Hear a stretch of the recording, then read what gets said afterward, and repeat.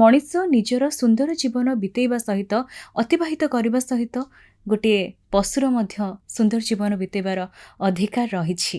तेबे आमे सेमानक प्रति केते पंचुअल रहिबा दरकार कि सेमाने मध्य सेफ्टी रे जीवासिया करि परिबे। देखंतु पशुर मध्य जीवन अछि, से सिना कथा कहि पारंतिनी किंतु बाकी सब जिनस से परफेक्ट। गोटे कथा होची आमे जेतेबेले जीवा मनीष हुए तो तार बुद्धि विवेक अच्छी सी फिल करि पारुची रास्ता उपरे गाड़ी मोटर जाउची जदी मु जीवी मोर एक्सीडेंट हो जिवो, किंतु पशुटा सेटा जानि पारेनी।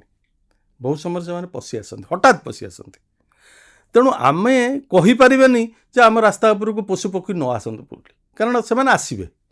आपण म्युनिसिपालिटी हाँ म्युनिसिपल अथॉरिटी अच्छी से माने कांजियागदा अच्छी से माने नेकी कांजियागदा रखिबे बा तांको कंट्रोल करिवे, से अलगा कथा।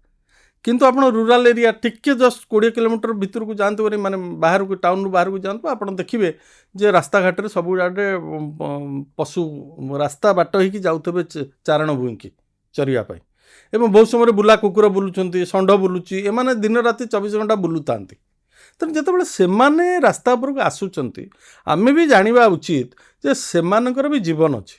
बहुत समय आम देखुँ दुर्घटना घटुची, ट्रक है कि बस है कि बड़ बड़ टैंकर है जो गुड़िक दुर्घटना करुँच बिलेई कुकुर गोरु गाई षंढ से मरिकी सब रास्ता पर पड़ी। तेणु आमे जितेबाला चलैबा गाड़ी एभली भाव में चलैबा जमती से देखिले आमे ब्रेक करके रही पारिबा बा दुर्घटना कौन से घटबनी बा तांको जीवन अकाल जीवनी आमे से दिगरे चिंता करिया उचित। आमे एते स्पीड रे जाउछु कारण सबठारु बड़ कथा होची आम भारत वर्ष रे एते लोक मरिवार कारण होची एक नंबर कारण होची हाई स्पीड।